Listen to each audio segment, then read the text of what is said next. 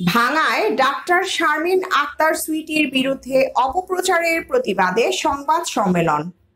ইলিয়াস খানের পাঠানো তথ্য ও ভিডিও চিত্রে দেখুন বিস্তারিত।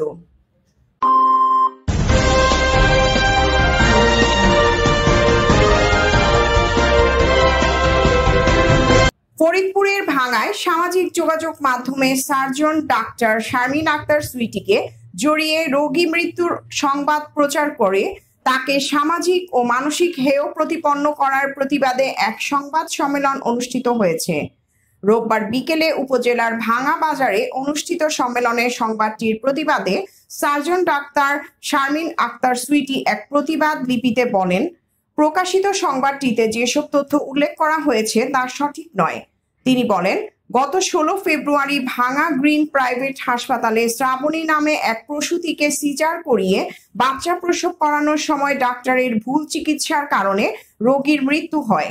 শিরোনামে সংবাদটি সামাজিক যোগাযোগের মাধ্যমে আমি জানতে পারি, অথচ গত 16 ফেব্রুয়ারি উক্ত হাসপাতালে সিজারের ব্যাপারে আমি কিছুই জানি না এবং উক্ত স্থানে আমি উপস্থিত ছিলাম না।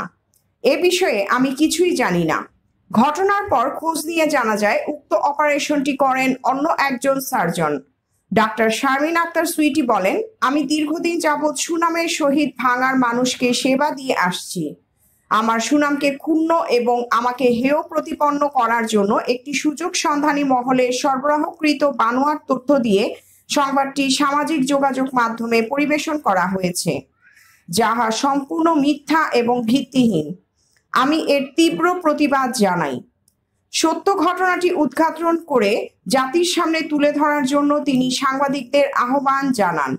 এ সময় উপস্থিত ছিলেন ডাক্তার গোপাল দেব, সংশ্লিষ্ট কর্তৃপক্ষ, প্রিন্ট ও ইলেকট্রনিক মিডিয়ার সাংবাদিকবৃন্দ।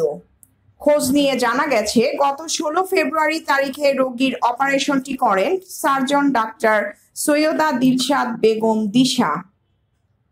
ওরা আমার ভালো ভালো যে সব জিনিসপত্রগুলোকে সবসময় অ্যাভয়েড করে, যেগুলো আমার না সেগুলো আমার নামে ওরা অপপ্রচার করে। এখন কেন করলো, কি সুবিধা, কি সুযোগ সুবিধা তারা পাবে বা তাদের কি উপকারটা, আসলে তারাই ভালো বলতে পারবে। তবে আমি এই অপারেশনের সাথে ছিলাম না, এই অপারেশনের সার্জন আমি না। প্রিয়াঙ্কা মল্লিক, দৈনিক প্রভাতী বাংলাদেশ, ফরিদপুর।